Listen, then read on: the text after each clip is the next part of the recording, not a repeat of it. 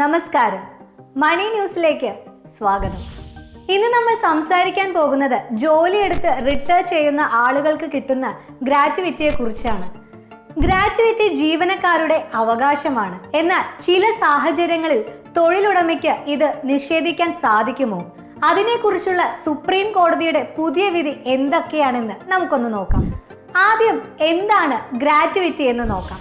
ഒരു ജീവനക്കാരൻ ഒരു സ്ഥാപനത്തിൽ 5 അതിൽ കൂടുതലോ വർഷം തുടർച്ചയായി ജോലി ചെയ്താൽ അയാൾക്ക് സ്ഥാപനം നൽകേണ്ട ഒരു തുകയാണ് ഗ്രാറ്റുവിറ്റി. ഇത് ജീവനക്കാരുടെ അവകാശമാണ്. ഗ്രാറ്റുവിറ്റി നിയമം അനുസരിച്ച് ഇത് ഉറപ്പായും നൽകണം. എന്നാൽ ചില പ്രത്യേക സാഹചര്യങ്ങളിൽ തൊഴിലുടമയ്ക്ക് ഗ്രാറ്റുവിറ്റി നിഷേധിക്കാൻ സാധിക്കും. അതിനെക്കുറിച്ചുള്ള സുപ്രീം കോടതിയുടെ പുതിയ വിധി നമുക്കൊന്ന് പരിശോധിക്കാം. സുപ്രീം കോടതി ഈ കേസിൽ വ്യക്തമാക്കിയത്, ഒരു ജീവനക്കാരൻ ഗുരുതരമായ ക്രമക്കേട് കാണിച്ചാൽ അത് കാരണം തൊഴിലുടമയ്ക്ക് സാമ്പത്തിക നഷ്ടമുണ്ടായാൽ ഗ്രാറ്റുവിറ്റി നിഷേധിക്കാം എന്നാണ്. അതായത് 2 കാര്യങ്ങൾ പ്രധാനമാണ്. ജീവനക്കാരൻ ചെയ്ത തെറ്റ് ഗുരുതരമായിരിക്കണം. ചെറിയ തെറ്റുകൾക്കോ വീഴ്ചകൾക്കോ ഗ്രാറ്റുവിറ്റി നിഷേധിക്കാൻ സാധിക്കില്ല. ആ ക്രമക്കേട് കാരണം തൊഴിലുടമയ്ക്ക് സാമ്പത്തികമായി നഷ്ടം സംഭവിച്ചിരിക്കണം. നഷ്ടമുണ്ടായിട്ടില്ലെങ്കിൽ ഗ്രാറ്റുവിറ്റി നിഷേധിക്കാൻ സാധിക്കില്ല. എങ്ങനെയുള്ള ക്രമക്കേടുകളാണ് ഗുരുതരമായി കണക്കാക്കുക?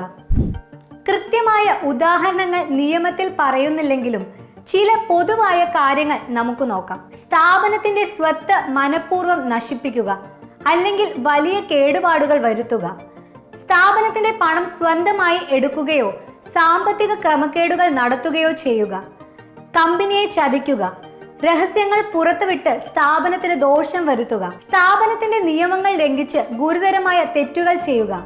ഇങ്ങനെയുള്ള ഗുരുതരമായ തെറ്റുകൾ ചെയ്യുകയും അത് കാരണം കമ്പനിക്ക് സാമ്പത്തിക നഷ്ടം ഉണ്ടാവുകയും ചെയ്താൽ ഗ്രാറ്റുവിറ്റി നിഷേധിക്കാൻ സാധ്യതയുണ്ട്.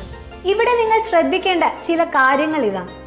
ജോലിയിൽ ചെറിയ വീഴ്ചകൾ വരുത്തുന്നതിനോ അല്ലെങ്കിൽ ചെറിയ അച്ചടക്ക ലംഘനങ്ങൾക്കോ ഗ്രാറ്റുവിറ്റി നിഷേധിക്കാൻ സാധിക്കില്ല.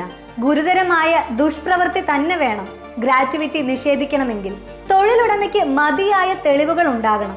തെളിവുകളില്ലാതെ ഗ്രാറ്റുവിറ്റി നിഷേധിക്കുന്നത് നിയമപരമായി തെറ്റാണ്.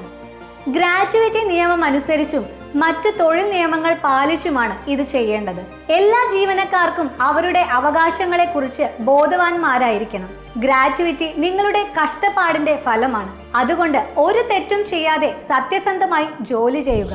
എന്തെങ്കിലും സംശയമുണ്ടെങ്കിൽ തൊഴിൽ നിയമങ്ങളെ കുറിച്ച് അറിയാവുന്നവരുമായി സംസാരിക്കുക. അല്ലെങ്കിൽ നിങ്ങൾക്ക് നിയമസഹായം തേടാവുന്നതാണ്.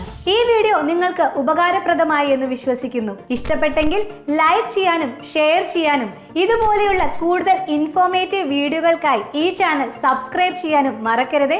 നന്ദി.